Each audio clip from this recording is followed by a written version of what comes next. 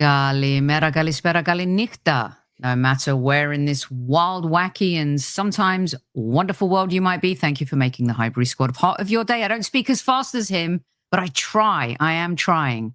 And in these grand United States where myself and my guest are living, it is Inauguration Day, very big day. But who of the Arsenal players would love to be inaugurated as the next hero? Let's talk to one of the best.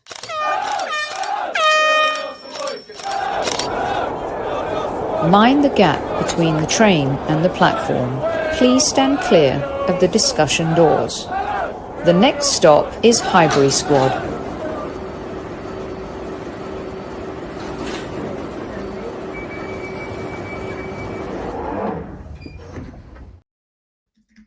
Sometimes when I think to myself, I can't take the piss out of Manchester United or Spurs, I then see a tweet from this fella and all is realigned with the world. Welcome back to Squad Central, one of my favorite podcasters, let alone humans, Mr. Elliot from ArsenalVision. Well, that is entirely too kind and hugely appreciated. So thank you. It's great to see you. So how are you? It's good. It's good to see you too. I'm all right. What a crazy start to the year that we're having. And I know you're in the Southern California area, and I don't think you've been specifically affected, but I hope that you and your friends and family are well and safe and holding up okay over there. Yeah, I appreciate that. Going to be helping a friend of mine who, with her 2 boys, lost their home, and we're doing all of our efforts, all of our ex-colleagues at 20th Century Fox, trying to get together. And I tell you something, in adversity and in difficult times where you got to dig deep, people really, truly do come together. And if there's anything, I know that people will think, well, who cares about football? But I also am a huge believer that sports in a time of adversity and difficulty is a good distraction and brings people together. I really enjoyed watching LA Rams play against the Philadelphia Eagles. Stan Kroenke's LA Rams, of course. I thought they did the city proud. I was really rooting for them to win that game, and they were a little bit unlucky in the snow in Philadelphia. And then I kind of look at our community, and in a time of difficulty, Elliot, we've learned a lot over the last year. Our team brings us together, whether we like it or not. And I know there's a lot of discourse going on in the old social sphere right now, but sports really is important in these times. I don't think there's a huge discussion going on right now whether the Oscars should go ahead or not, whether it should become a telethon or not. And I just think normalcy sometimes breeds, I don't know, some type of comfort. Relief. Yeah, relief and comfort. Yeah. I think that is absolutely true. I mean, the mind is programmed to go down into deep wells and go into rabbit holes and stay there and not come out. And you can sort of, I think, plow a furrow very deep in your own mind and your own emotions where you are stuck. And we see, when people go through depression, they feel stuck. And the things that help you get unstuck are often the things that aren't as significant, the things that can distract you and take you to a different emotional space, a different headspace.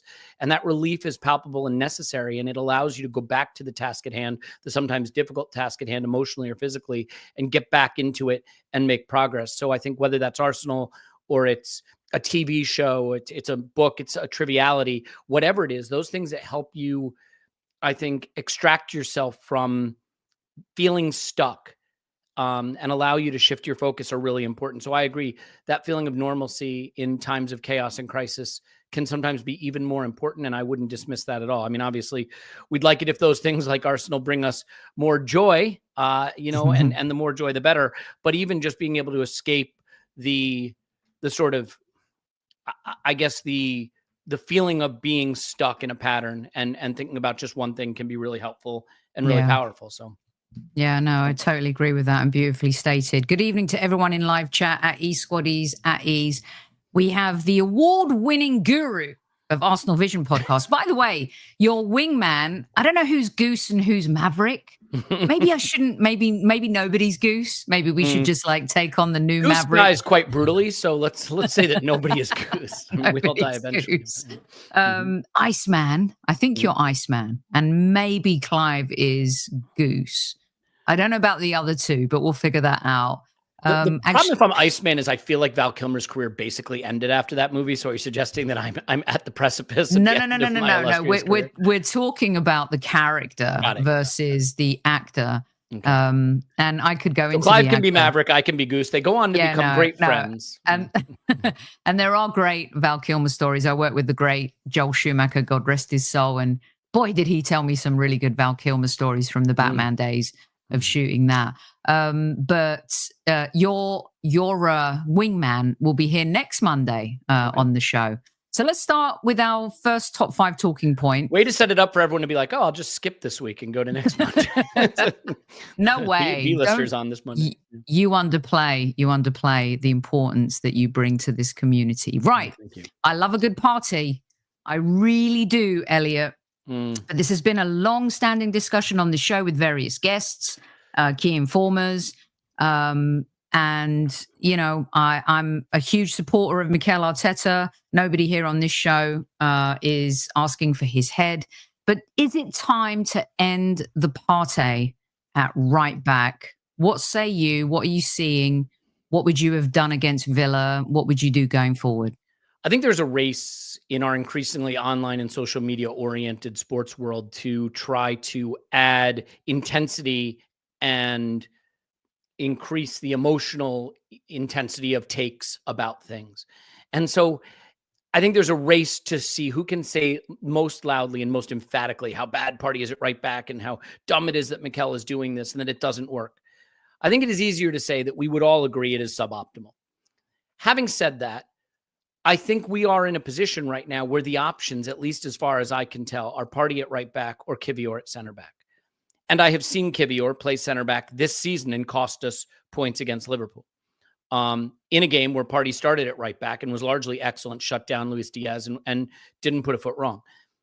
I am ready for Partey to just not be at Arsenal and not be at right back. And I think that time is coming and we will get our wish with that. But in terms of whether Mikel is making a mistake playing him there, while it is my strong preference that he not do it, I think he is between a rock and a hard place. Now, I have never been particularly strong in my belief in Kivior's level. My only argument for going with Kivior is that it's less change in general, right? When you have injuries, the more players you can keep in their natural position, the better. So for me, if you can keep Timber at right back, and if you want to start Partey in midfield and play Kivior, that is more stability, right? That is more players in their natural position. But the other thing I would say is like the second Villa goal the other day, that's just Partey not doing his job. And it wouldn't matter if he was playing center back, right back, midfield, whatever. If you don't mark your man when the ball's coming in on a cross like that, you know, you can concede a goal. So I don't even know if it has any relevance to him playing right back. It's just really, really poor from him. So I think he's been excellent on the ball. I think he's been poor off the ball. I think that's been the situation with him basically for the last 2 seasons now. And whether you say end the Partey at right back thing, I'd say end the Partey in midfield thing as soon as we are able and just in general move on. So, okay, that's an interesting point because many of us have talked about how Partey has been one of our most effective midfielders this season. I think that was maybe pre-Christmas Eve and maybe even pre-Thanksgiving, if you're looking at the American calendar. Do you feel that Rice, I think, has been sensational since kind of the last 2 months. I think he's the engine. I think he's just, you know, going forward, whether he's the 8 or the 6, I hate that argument as well. He's just a really good player that brings a lot to our team. His delivery is amazing. Is Merino kind of adding the inches, Elliot, in order to make us match City or Liverpool, especially this season? You talk about Partey ending that midfield experiment, but what does that midfield look like to you then?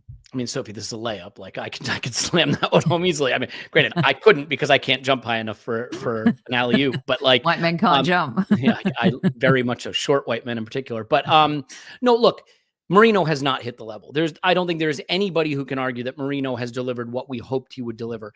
And for what it's worth, you know, like when I say I'm ready for the Partey in midfield thing, and I'm not suggesting that Partey has been crap. It's not binary. It's not, you know, he's awesome or he's crap. I think what I would say is that we are a different Arsenal when he plays. And the way I see us being different very specifically is that I think our press is less effective because I think his instinct is to drop away. I don't think he stays as high as he should in the first stage of the press. And as a result, teams are finding that they can drop a midfielder in, play it to that midfielder, turn us around and get us running at our goal more. Not a ton, not all the time, but a bit. There is no question he is still our best progressive passing central midfielder and our best in little tight spaces with the way he can manipulate the ball and pass it, better than Declan Rice at that. But I think the total package is not as good. And if you buy, this is the problem I have with Mourinho. If you spend $105 million on Declan Rice, my argument would be you have a 1 out of 1 unique unicorn midfielder who can carry the ball in acres of space, who can recover in acres of space, who can smooth over a lot of flaws in your team. And so what I would do is I'd go for another 8 alongside Odegaard, who's maybe a little more adventurous, a risk taker, a final third player, can play the 1-2s on the left and create combination play off the left the same way Odegaard does on the right. I had mentioned Eze in the summer. It doesn't have to be Eze, but that kind of final third magician. And yes, it's going to mean that maybe that dual winning physicality that has so defined Arsenal under Arteta is a notch lower than what you get with Mourinho. But that's what Rice is there for. He's a £105 million problem fixer. He's the fixer, right? If that left 8 leaves a little extra space or loses the ball on a dribble he's trying, Rice is there to help out along with those tucked in fullbacks. So I would have liked to see us lean into Rice's superpowers, granting us the right to have a little bit more technical quality in the attacking third. I understand the theory of the case with Mourinho, but I admit it doesn't necessarily fit how I'd like to see us do this. Having said that, Mikel Arteta will forget more about football tonight than I will ever know in my life. So he has an idea. His idea has largely been successful, but I don't think the Mourinho acquisition has yet lived up to what we would have liked it to be. Elliot, real quick in 20 seconds, is Zubimendi the answer to that? Real quick, my opinion is no. We did a scouting video on him. I think the YouTubes look great, but I will tell you that there is clunkiness in his game that is going to surprise people. He is not a progressive passer. He's Busquets, but not obviously at that level, in that he's always around the ball. He's always trying to clean up, and he's going to give it to someone else to progress it. Does that suit what Declan Rice needs to be as effective? I'm not sure. I'd much rather emphasize the final third than the middle third with our next acquisition. Who's your dream partner then to Declan? So I would like Odegaard, Rice, and other Odegaard type player, whether that's a box to box with really high technical level and final third contribution, or like I said, Eberechi Eze is like the thing that I see as what I would like in that zone. Someone who can play in the left half space, who can play 1-2s and create combination play off the left, similar to what Odegaard does on the right. And you know, we're bringing Miles Lewis-Skelly through, we're bringing Ethan Nwaneri through. Maybe they have a role to play in that midfield construction. If I told you that Miles Lewis-Skelly could be a fairly regular starter in midfield next season, does that feel too far out there? Does that feel too crazy? I mean, Jamal Musiala is a name, right, that you dream of. I don't think that's gettable. It gets really hard to start naming these names. But as much as people want strikers and wingers, and we need that, I think when you're attacking essentially with 3 or 4 players and not 5 players that are comfortable on the ball in the final third, you struggle. And we saw a stat, I think, go up on Sky, maybe even tonight in the UK, that Arsenal are 19th in essentially the percentage of our attacks that go through central spaces. Now, that doesn't mean we're not good. That is not my point. But I do think that this wide overload stuff that we do and same side football that we do, to balance it out, I'd like to see more access to central spaces. And I think that would mean having a partner to Rice where we play. You think about the great city teams, right? And those 8s in front of Rodri, those 8s in front of, I mean, go all the way back to Yaya Toure, whoever it was, right? Yet David Silva was in there, and Gundogan with De Bruyne. It was never that sort of big physical enforcer type player. It was always a more technical player. You look at what Liverpool are doing right now. They basically have no 6s. It's all 10s. But McAllister and Szoboszlai, they can shoot from the edge of the box. They can get in. Last year, City won the league off Foden's outside of the box shooting. That was the little extra magic that they had. And I think we're trying to do this with 1-2 few high technical level attacker. That's just how I see football, I guess, you know. Elliot, and you correct me if I'm wrong, but I mean, Miles Lewis-Skelly, his natural position is midfield, and he's been playing left back. And when he plays left back, I feel like I'm watching a young Ashley Cole in many ways. Would you be in, and I'm digressing a little bit, but I'm riffing off what you're talking about from our top 5 talking points because you're so bloody interesting. Is it, are you in the business then of wanting to recruit?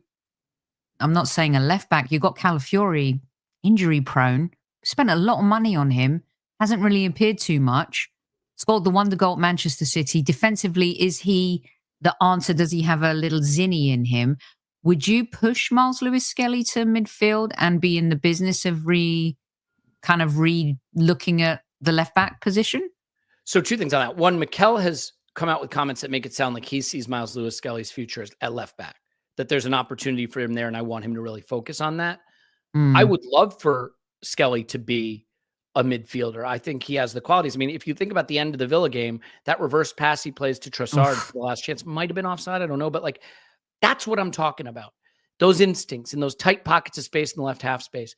First of all, I really rate Calafiori's talent. And before we go writing off players, let's remember this guy's 22 years old. In fact, if you take out the academy players, Ethan and Skelly, he's our youngest first team player. That's how young he is. Okay, he's our youngest player. So I think that there's plenty of time for him. Of course, fitness becomes an issue, but let's hope he can stay fit. I would not be looking to reconfigure left back. I think between Skelly and Calafiori and then whoever else winds up organically being there, I think you're covered.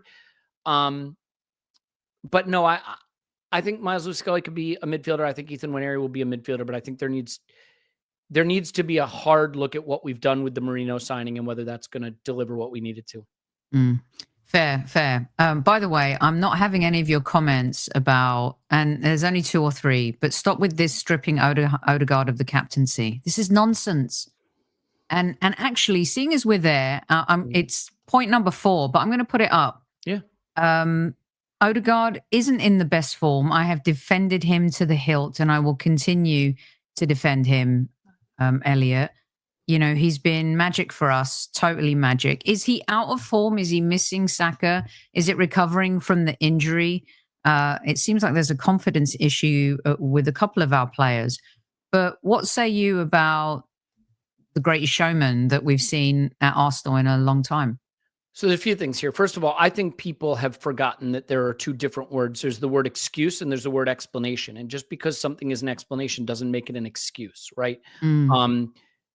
Sometimes things are actually explaining why something is happening. And I'll come to that in a moment. The other thing I'll say is I just think this is absolutely indicative of our 30-second attention span social media world that we live in, because Odegaard was voted by the fans player of the season last season. Okay. In one of our best domestic seasons ever.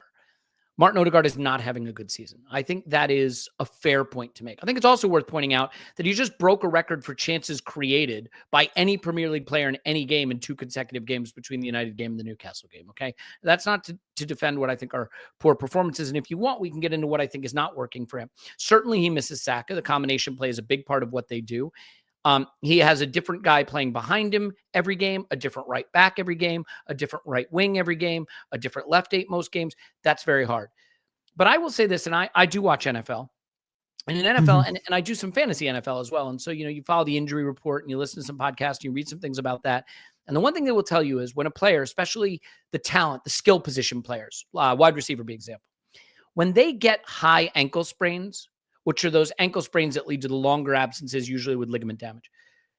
You basically don't want to have that player in your fantasy team the rest of the season. Now, before you say, what does any of this have to do with anything? These are bad injuries. These are injuries that players come back and play from, but they tend to come back and play not themselves, not with full range of motion, not with explosiveness off that foot, not with the same degree of athleticism and flexibility. And while I have no idea, because I can't tell you how fit Odegaard is, it would not surprise me if he came back sooner than made sense. If you remember, I think it was Ben White played on a hip injury maybe 2 seasons ago.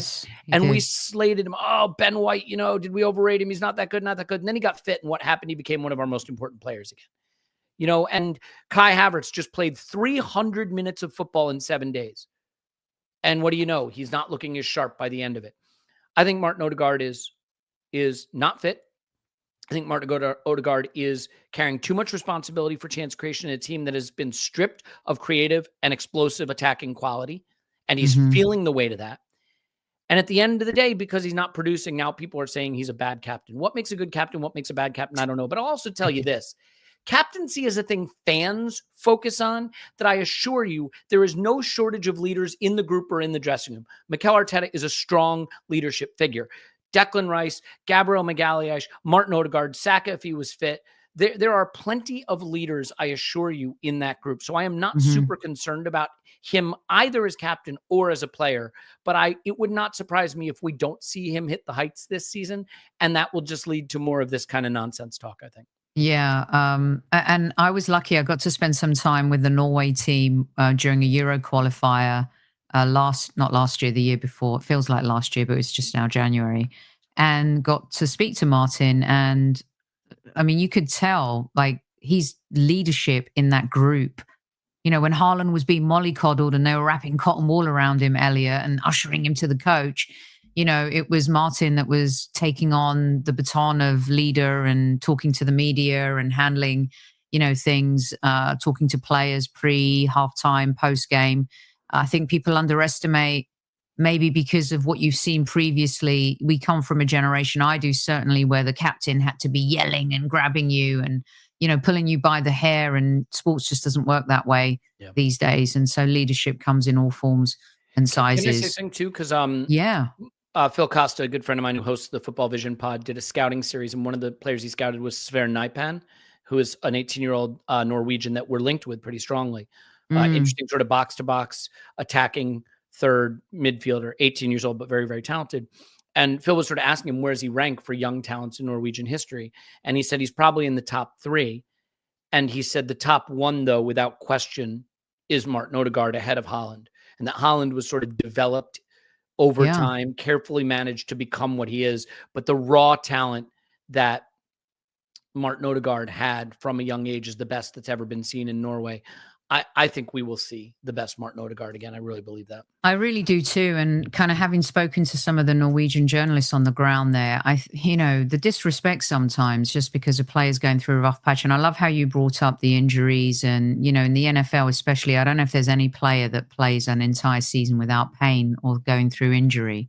And people underestimate, I think, in the Premier League sometimes how players play through pain. And when you have a thin kind of squad or options, you also don't want to damage players. But a lot of those journalists were talking about this young fella, and you bring up a great point.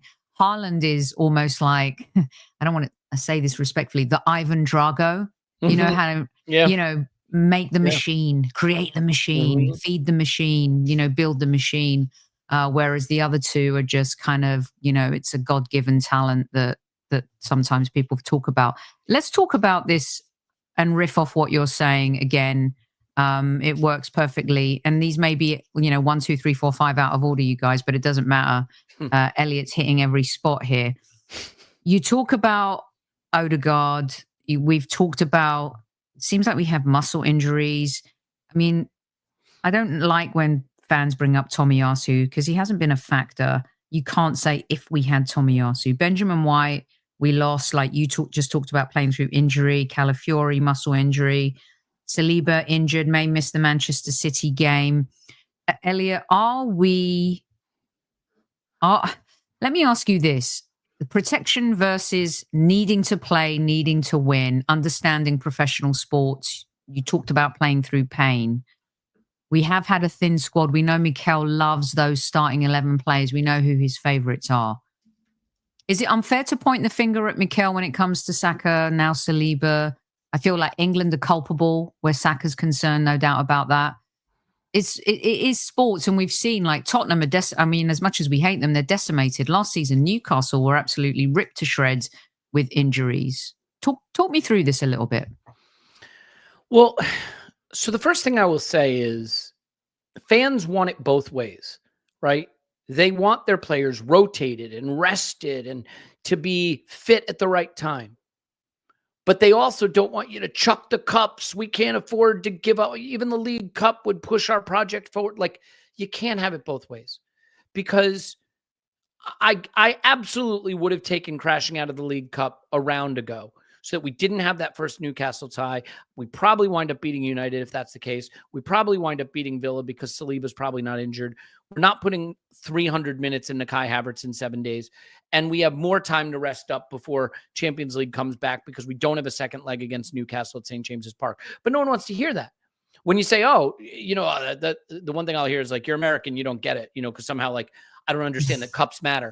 But all right, if you don't get to pick and choose the cups you care about, but you also are going to slate a manager for not resting and rotating, I sort of don't understand what you can do because the leagues, UEFA, the Premier League, FIFA, they have conspired to decide that players should play every 3 days, 52 weeks a year. Mm-hmm. And that is really what it is down to. I mean, there is the FIFA Club World Cup coming up.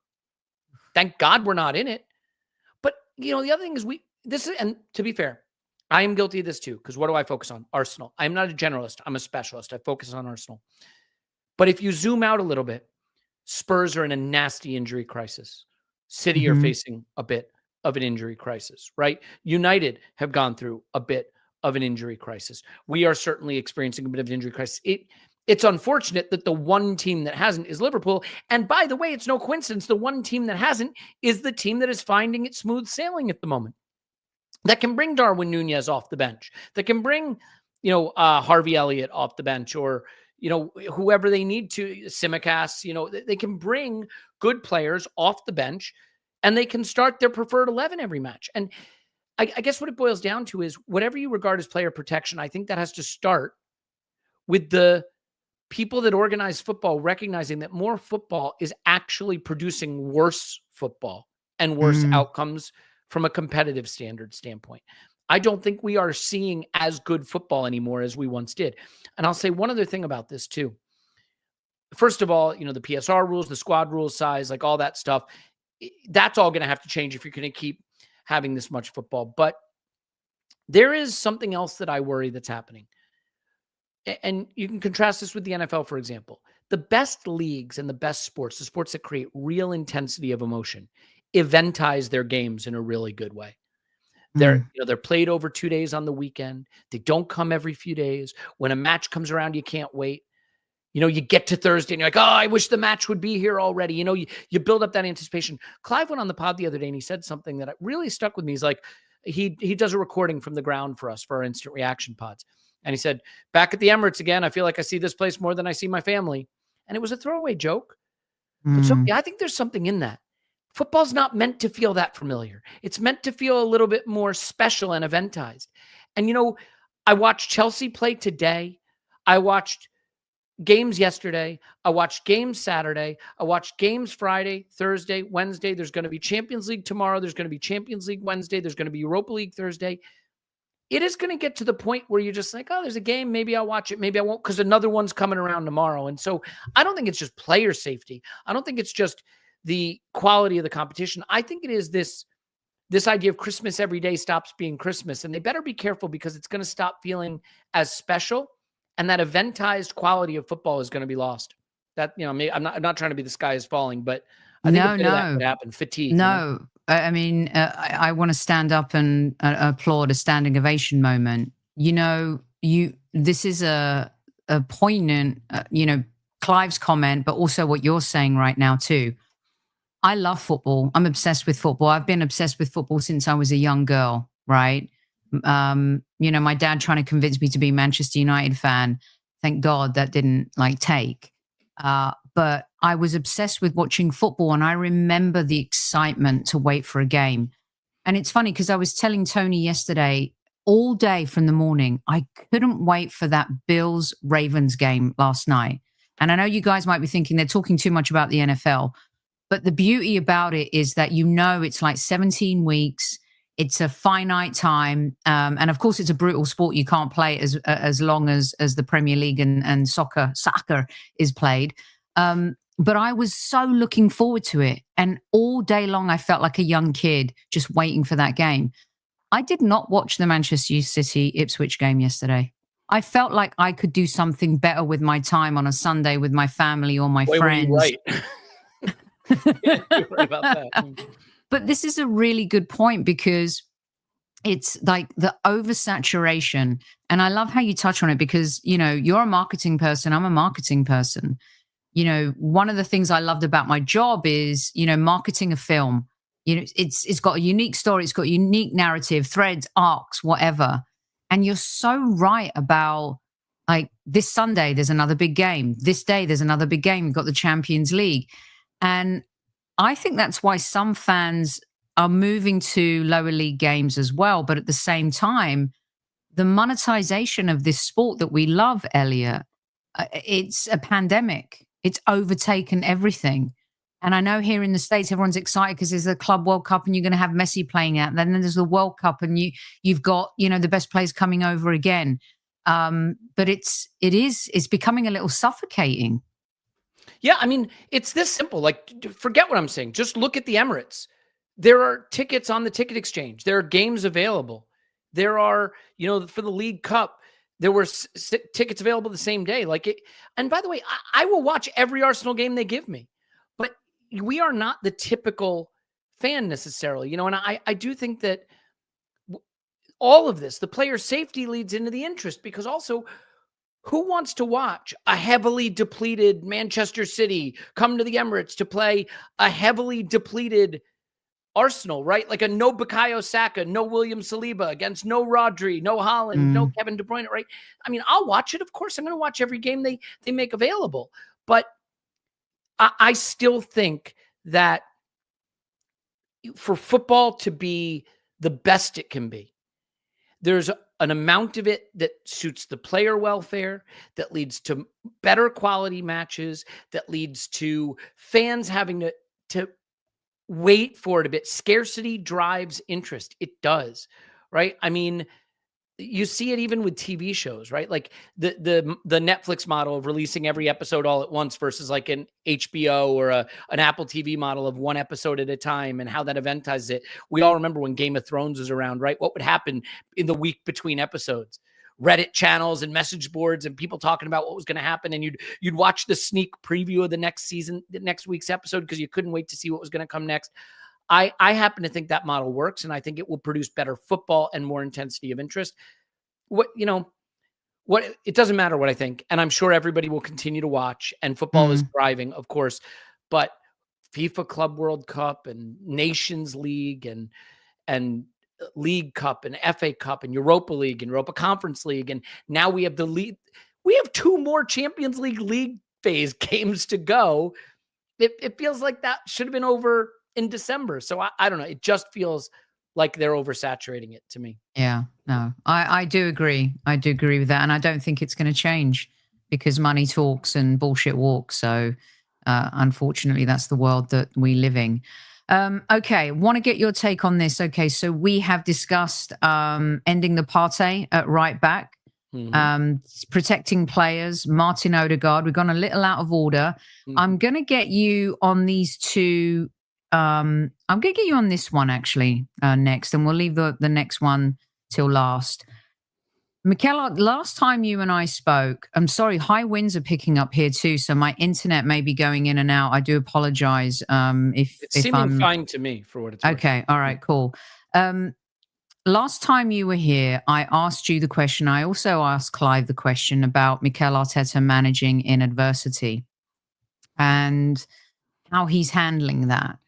And it's not easy for any manager to lose your best players. Losing Saka, I did a show and I called it the Arsenal earthquake. And that's how I felt like, I mean, you can cope for a couple of games, but as time goes on, you realize the jewel in the crown is not there, and it affects you, especially when you play so much through him. So I wanted to ask you about Mikel Arteta and how you feel he's managing in adversity. Every manager has to be faced with it. What do you think, Elliot? And I will say, by the way, now I don't see us on the screen. I see the little talking point thing on the screen. Okay. All right. I'll remove it. Yeah. No problem. But hopefully you're hearing. Yeah, there we are. Okay, cool. Okay, cool. So a few things. First of all, I think about a science experiment, right? In a science experiment, what you want to do is reduce the variables so that you can reach the best, most accurate conclusions. And I think what's hard about this season is it is a corrupted science experiment. And what I mean by that is that there's too many variables. We had all the refereeing issues earlier in the season, right? The red cards, which led to weird suspensions. We've had tons of injuries. And the combination of those things has made it hard to have a high confidence level in any conclusion you want to draw. Because let's say, for example, your theory is we didn't make the signings we should have last summer. I am very much in the camp that that is a reasonable position to take. However, do I think an Arsenal without Saka would go win a title? If you asked me in August, hey, we're not going to have Saka from January to May, I'd say it's not going to be the season we hoped. That would have been my expectation. If you told me we're going to lose Martin Odegaard for 2.5 months before that, and then Saka for 5 months after that, again, I would have reached that conclusion. Even if the summer signings had been better, there's a world where the summer signings are better and making more of an impact. And yet the injuries, if we're without Saliba for another 3 weeks and Saka for 4 months and Ben White for another 2 months, from a science experiment standpoint, what I start to think is it's a lot of variables that I'm controlling for to try to reach a confident conclusion about how Mikel Arteta is doing. Because I'm going to divide Mikel into 2 groups, Mikel the manager, Mikel the coach. I think Mikel the coach is doing brilliantly. And I'll back that in a minute. I think Mikel the manager is the one that's harder to evaluate. Edu's gone. That's a weird situation, by the way. We don't totally know everything about that in my estimation. The signings from last summer don't convince me particularly, and I don't even know that we necessarily recruited the right areas. Do I think it's what we wanted to do? I don't know, but you're not judged on what you wanted to do. You're judged on what you're able to do. But Mikel, the coach, I think is doing a really, really good job. And I would simply point you to this. There are other teams having injury crises this season. We're not the only one. They're in 15th. They're in 13th. They're in 7th. We currently are in 2 tables. Okay. We're in a Premier League table and we're in a Champions League table. The only 2 teams in those tables who can look down at us are Liverpool and Barcelona. That's it. We're above everybody else.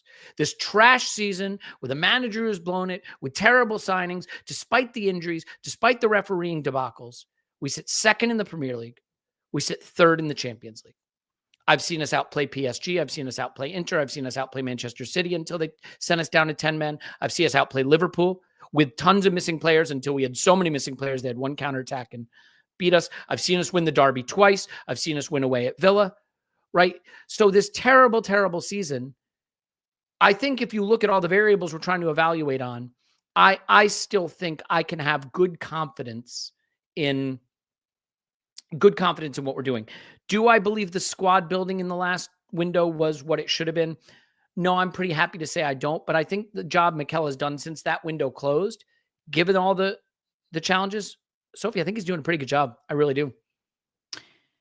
Okay, you bring up some really good points. I'm so bummed I didn't put this graphic up, but I'm going to read it to you. It was on Sky Sports this evening. Arsenal's record versus top and bottom half teams. Top half teams and bottom played 11 games. Wins 2 versus top half. Bottom half 10. Draws 7 against top half. 1 against bottom half. Defeats 2 against top half. Bottom half 0. Points against the top half teams 13. Points against the bottom half teams 31. Does that change your opinion, or do you feel like, No, not even at all. And so first of all, I'll tell you, one of the reasons it doesn't is Mikel over the last couple of seasons has been excellent against the big 6 in a way that Arsene Wenger his last decade was not, right? So we've beaten Manchester City at home. We've beaten Liverpool. I got this too. This is an amazing graphic. Yeah. Yeah. I mean, there you go. Days since a big 6 team last beat Arsenal in the Premier League. If I showed you that graphic 5 seasons ago, you would have said that can't be right. That we were the opposite of that. We were a team that thought it was challenging for a title and then 6-0 loss at Stamford Bridge, 5-1 loss to Liverpool, right? I can think of humiliations, the 8-2s and the things like that. Mikel has made us a team that doesn't lose to the big teams. But you mentioned the top half and the bottom half. And first of all, it's a little bit of cherry picking because United and Spurs are in the bottom half. So our wins over them don't matter. They get thrown out. But you and I both know those are big games, right? So the top half, bottom half thing. Well, did we get a man sent off against Bournemouth? We did. Did we get a man sent off against Manchester City? We did. Did we get a what I think is an absolute bullshit penalty against Brighton? We did. Did we get a man sent off against Brighton? We did. Liverpool, they came to Arsenal. We absolutely battered them. I think we were better than them. We're missing a lot of players. Then we wind up having even more defenders go off. They get one counter attack, and they managed to steal a point. So, like, if I look at that top half, bottom half thing, I'll be fair. I don't think we played well against Newcastle in the league. I think that was a poor performance. Okay. The Villa game, obviously, we should have just beaten them. That's really disappointing, having beaten them away. But when you look at top half, bottom half, and you contrast that with the graphic you put up, which is what we as Arsenal fans really care about, right? Chelsea, Spurs, United, Liverpool, City. How are we doing against those teams? Mikel has made us very hard to beat. We don't lose those games. In the last couple of seasons, we've won more of them than we lost. So no, I think it's a trick of some of the red cards we've had this season, and a bit of a trick of who's in the top half right now and who isn't. Right. But also tripping up against the Fulhams and the West Hams, losing 6 points last season to Aston Villa. That's the bigger worry. Of course, that's the bigger worry. Yeah. I mean, the irony is, if you ask me which am I more worried about, I'd say I'm much more worried about the thrown away points against teams that we should beat, not our record against the big clubs, which I think has been perfectly credible. That's the bigger issue. Yeah. You could also argue in that Liverpool game, was that a legit goal? Just like the goal against Villa. I mean, everybody, it seems like that's 50-50. Yeah, 50-50. Okay. Here's not probably, the most, I can't think of a more polarizing player in Arsenal's history. And you will correct me, Elliot. You will. There have been a few in our time. But I think that when there have been polarizing players, it's leaned more one way or the other. I want to ask you about Kai Havertz. And I have been a huge supporter of Kai. We've defended him on this show since he signed with Super Kev.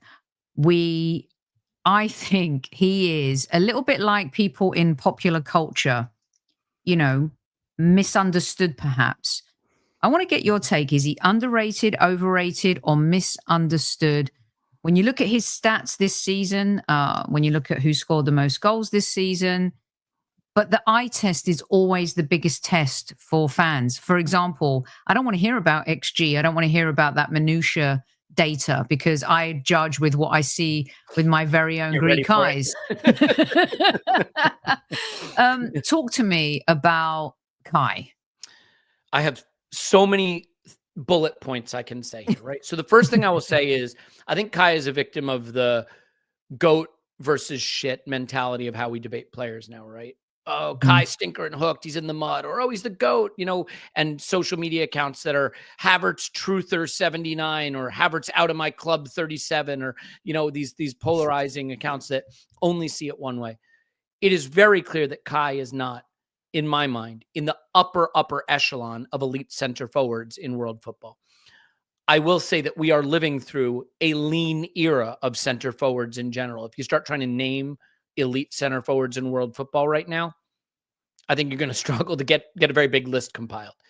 I will say that Kai also struggles from being that rarest of players who is incredibly good at a lot of different things, but maybe not elite at that one thing. And so no one's totally sure what he is. He's kind of at Arsenal what he was at Chelsea, actually.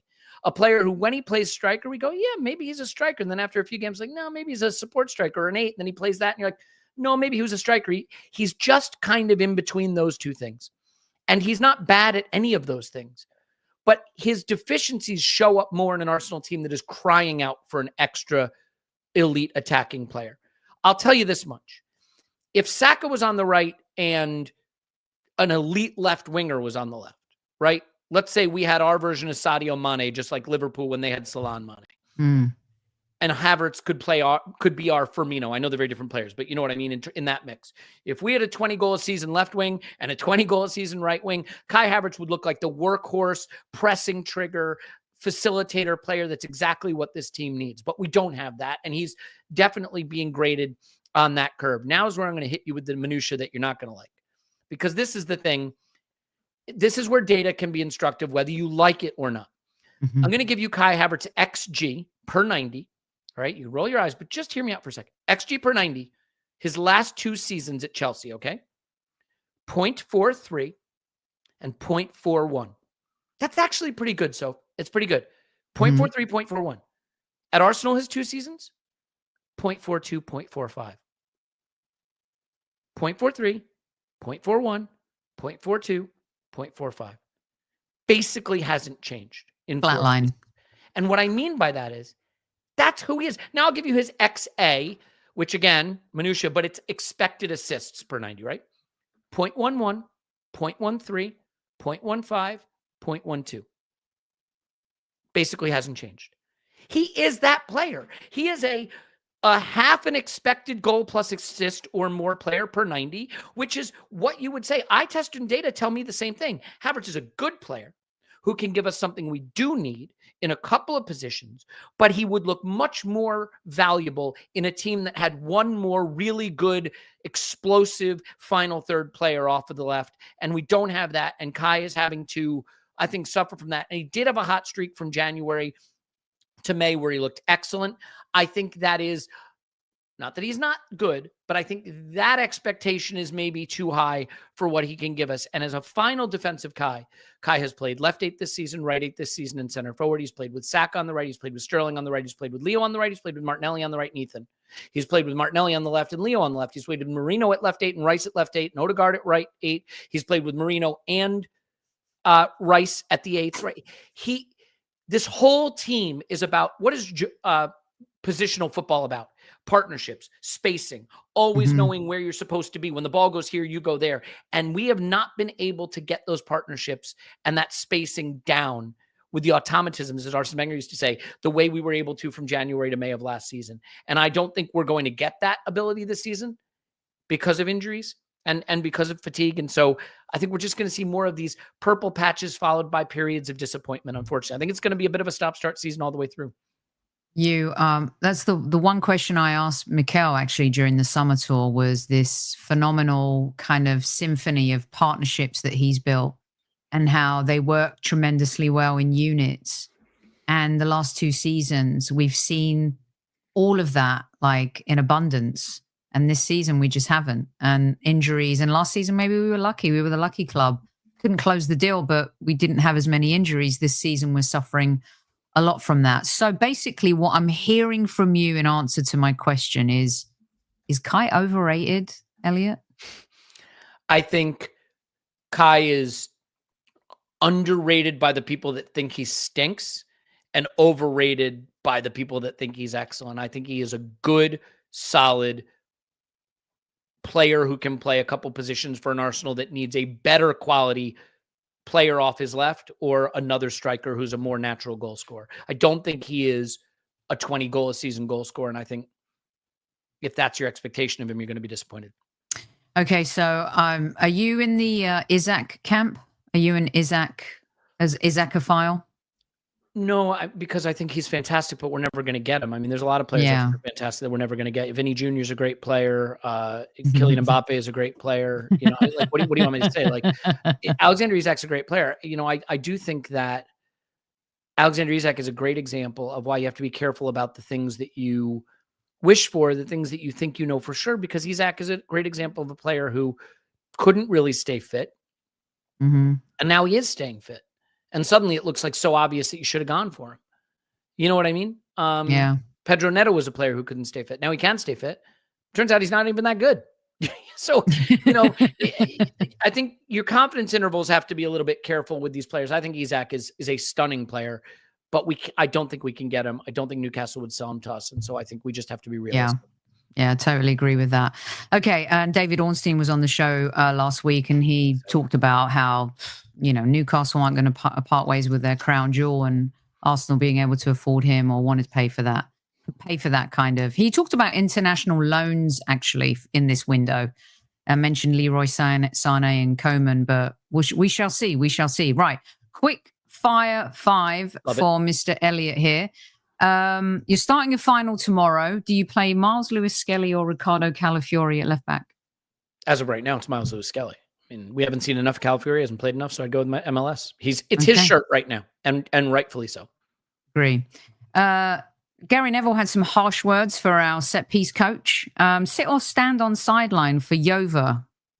Touch grass for commentators. touch grass. Like, shut your mouth. No one cares. You're an idiot. This doesn't matter. Touch grass. Okay, so some fun stuff here for you two. Most unlikable player in the league. Oh boy, there's a lot of them. Yeah. Well, Rodri's injured right now, but he's definitely up there for me. Is it because of his comments after last season? It's funny. Erling Haaland with his "Stay Humble" would be up there. Stay humble. For me. That was up there. Bruno Fernandes actually now is just a bore because United are so shit. So I'm kind of you know what I would say. Some of these guys that are just out to hurt players, like there's a couple of Newcastle guys that Bruno Guimaraes loses his rag and likes to run around and kick people. Guimaraes in there. Yeah, Cucurella, Bruno. Yeah. Porro. Yeah. I mean, that apologizing yesterday was glorious. Mm-hmm. You save me when I'm ready to just like, oh God. And then I love how you just always are ready with the dagger, Elliot. And you should, this is for everybody, right? Sport is going to break your heart. It will. Over the stretch of time, mostly it's going to break your heart. If you don't take the joy when it offers it to you, you are denying yourself for no reason. This idea that, you're going to laugh at Spurs, you're going to laugh at United when we just drew Villa. You're damn right I am, because that's the joy the football is giving me right now. So I'm absolutely going to take it. Yeah. Okay, you'll like this one then. Opposing player you'd love to kidnap. And like have at Arsenal or just kidnap? Yeah. Okay. No, we're going to go the positive route on this one. Boy. Because the thing is, like, Isak is a good one. You know, that's a good one. Mm-hmm. But if you're saying that I'd love to kidnap and theoretically I have the money to kidnap, wink, wink, you know, like, I mean, it's your kidnap, you know. I love Eze. I know there are some people that think I'm crazy, that I have absolute tunnel vision on this player. He drips quality on the ball. I think he's playing at 50% for Palace right now and still looks fantastic. He's exactly what I think we need on the left 8 and could play left wing for us. And I think put a real technical final third player in the left 8 and watch us explode. I'd love that. Yeah. I mean, it's a good call. So you play him ahead of Martinelli or Trossard? I'd play him instead of Marino and still play. Oh, right. Okay. I'd play him in that left 8 role. I want a technician, a guy who can take a shot from outside of the box, a guy who can play a pass no one else can see, who has a tricky dribble on him. I love it. Yeah. Yeah. Cool. I was threatening Rebecca Lowe when she was here last week that we wanted to steal him, but she wasn't. Olise would have been the guy, right? But Yeah. Okay. Is Arne Slot lucky or good? I think he is both lucky and good, which, let me be clear, that is absolutely true for every single manager that ever wins anything. Okay. No unlucky manager wins things. No unlucky team wins things.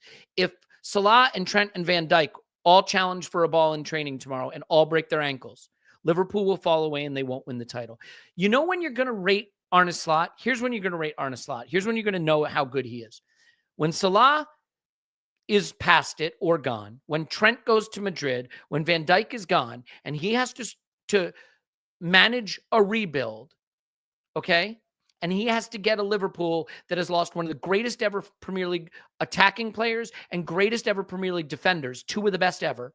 And he has to rebuild from that. That's when we're going to find out what Slot is. So yes, he is. Look, there's no world where he's shit. But the idea that he's great, here's a funny thing. I had seen, maybe, I don't know if this is still true, up until the last match week, they were level on results to what they had done last season with these same results. Right? Someone had posted, if we match our results from last season and Liverpool match their results from last season, we will finish first and they will finish second. So first of all, let's see how they do when the fixtures get a little harder. I do think they're good. I think they have a great squad. I'm not going to have a strong take on Slot until I've seen him try to do this without Salah and Van Dijk and Trent and has to rebuild like Mikel had to rebuild. And I got to comment on that. Because I saw you put something on the screen about the Eze thing. I said, Eze doesn't track back enough. And I just want to say, we are so Mikel-pilled, aren't we? The first thing, does he win his duels? Does he win? You know what? Mikel Merino wins his duels. I'll be, if he doesn't track back, you know who'll be tracking back? Martinelli will be tracking back. It'll be fine. We can live with it. I love that. Absolutely love it. I knew you'd bite on that one. Good stuff. Okay. 2 more for you real quick here. Is this team built more for the Champions League than the Premier League this season? Because of our slow kind of burn? No, I think this team is built for both if you have everybody at your disposal. I think if we're going to have to play Partey at right back and an 18-year-old at left back, as good as he is, and we have no Bukayo Saka, like, I'm sorry. I don't want to hurt anybody's feelings. We're not going to win the Champions League with Leo, Martinelli, and Kai up front and Thomas Partey playing right back. Like, we're not. Not because we're not Elliot, very did anyone think Chelsea would beat Barcelona in the Champions League final? Am I digging too? No, but you know what the funny thing is, Sophie, and this is why I do get mad at the club. After the Bayern tie last season, what was the club briefing everybody? We are short that one explosive attacking player that can win a tie like this one. We went to Bayern. We were a little too toothless. We're going to power up our attack so we can win that tie next season. And we didn't. And now because of injuries, we're actually below that, right? Bukayo Saka could have dragged us through that tie. He should have been given a penalty in the home leg, right? He should have been awarded a penalty. And I think we go on to win that game in that tie. But like, at the end of the day, no, this team is built to win the Premier League, I think, because I do think we have the best defense in the world. I think our attack is good enough. We win the big games. I think this team can win the Premier League. We won 28 games last season. Don't tell me we can't do it. But the Champions League, also cup football, is a bit of a lottery. And if you do want me to pick on Mikel Arteta, because I know I've been very positive about him, I think Mikel, who admittedly won the FA Cup, but I think Mikel has a bit of something to prove in cup football. I do think Europa League knockouts against Sporting and Olympiacos and Champions League knockouts, nearly against Porto, by the way, last season, which would have totally changed our perspective on things. And the cup exits that we've seen against Forest and about to be Newcastle and a bad 10-man United team. One of the reasons semi-final against Emery in the Europa League. Yeah. I mean, that was heartbreaking and not good. So no, vomit-worthy. If you want me to be critical of Mikel, which I acknowledge I haven't done much of on this pod, because I do tend to think he's a very good coach. I think the cup side of Mikel is something that we're still learning about. I'd love to see us win the Champions League. I think it's what this club is missing from its CV more than anything else. But no, I don't know that we're more built for it. You know what's really funny, Elliot, is that we kind of went from being a cup team, right, in the latter Wenger era's 4 FA Cups, Mikel's FA Cup, and now we've become a Premier League team, and we've kind of lapsed in the cups and stuff. So we will end on this. You set it up yourself. Is it over? It is not over because the conditions exist that could allow it to continue. And what I mean by that is Liverpool could suffer crippling injuries. We could get news that Bukayo Saka is ahead of recovery and he's going to be available in early March, right? We could make a signing this window, lol. And if we make a signing and Saka's back and Salah is out for 3 months, it's not over. It isn't. If we go to Anfield and play a Liverpool like the one they played us at the Emirates with no Van Dijk and no Trent and no Konate and no Salah, then no, it's not over. But I think if you're asking me based on the facts as they exist today, a fit Liverpool and a depleted, fatigued Arsenal with no signing yet, we're not going to overhaul them with the conditions as they exist today. Some fundamentally critical underlying condition would have to change for us to win the title. I don't know if I'm crazy, but I have this feeling in my Greek gut. And my grandmother always used to say, when you feel it in your Greek gut, that there could be an 89 brewing. I don't think it's over. I really don't. Something tells me there's going to be, maybe it's looking into that Greek coffee cup too much, Elliot, but I feel there's a twist and a turn yet to come. We have suffered so much adversity. Manchester City have suffered so much adversity. Nottingham Forest, are they going to be the Leicester? Don't think so. But Liverpool the time will come. Arne Slot hasn't been here as good as he's been. When it hits, when that moment hits, and it's like March, and things kick in and the pressure just elevates and things get hot in the kitchen a little bit extra. Is he going to be that guy? I mean, the players have been, but is he? So I will say this. To your point, it is incumbent upon us to keep enough pressure on that they have to show they have the medal. Because if you think about the one title Liverpool did win up against City, it was over by like January. That was the COVID year and Project Restart. By the time Project Restart came around, they didn't have to play. They had already won the title. City had fallen away. They had the title won. What we cannot afford to do is let Liverpool get 14 points clear by the beginning of March where they just don't even feel pressure. Let's have there be enough pressure that when they're in the knockouts of the CL, They're not able to rotate in the Premier League because they feel the games matter and the pressure is there, and then see if they have the ability to see it through. But like I said, there are certain underlying conditions, their fitness, our lack of fitness, for example, maybe a signing. If those conditions change, then you have my attention, you know? Yeah. And I mean, it's not about what they do. It's about if they slip up, we've just got to be the Arsenal that we know that we can be. And that's the biggest question this season. Right. Elliot, ArsenalVision podcast guru, award winner you. What say you about what's coming up on your show in the next few days? Yeah, well, we have an instant reaction to the Champions League tie on Wednesday. We always have that for patrons. We'll have our main pod Thursday. Those are always available Monday and Thursday. We're trying a new thing that we did. We started it on Friday. There's a new platform we're using that lets us bring up clips from the game, and Clive can draw on them and draw the circles and the arrows and show where people are supposed to go, and really allow you to fully give up the Neville and Carragher. You don't need that anymore. You could just watch this and hear some sensible analysis, not from me, of course, but from Clive as we break down the games and he gets into it. We'll be doing our scouting videos as long as we're linked to anyone. We did scouting videos for Bradley Barcola and Lee Kang-in and Benjamin Sesko and Vlahovic and Zubamendi, and our scouting videos are not YouTube comps. We use the Y Scout scouting platform. We put that up on the screen. We really dig into the players. So there's a lot of cool stuff over there. We'd love to have anybody check it out. But you know what? Like, listen, hang out, message us on social. We're just happy to be, part of a community that includes you, Sophie, with everything that you do for us and for everybody. And, we love you and appreciate you being here. Love you guys too. And James, just letting everyone know, as a Patreon, I can vouch that the new tactical analysis from AVP is next level. It's always been next level. That's why they're the award winners. But to hear all this is fantastic. And Clive will be on the show next Monday. Elliot, the host with the most, brilliant stuff from you as always. And so appreciate your time. I know you're a very busy man.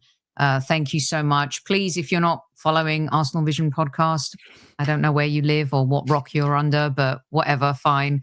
And we'll be back tomorrow live at 3:00 UK time with Lee Judges. And yes, Newman, we'll be deciding whether or not you get that coin. I don't know if Elliot knows too much about it, but basically Newman likes to give it about Mikel. He's an Emery fan. He used to go tete-a-tete with Super Kev and give Kev shit. Super Kev said he should never get a coin, ever. Elliot, while you're here, why don't you cast your vote? Should he get a coin or not? Yeah, absolutely. 100%. Good Okay, brilliant stuff. I'm a people pleaser stuff. In my core, I am a people pleaser.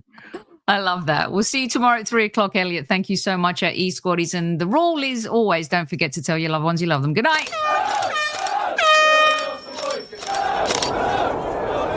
Mind the gap between the train and the platform. Please stand clear of the discussion doors. The next stop is Highbury Squad.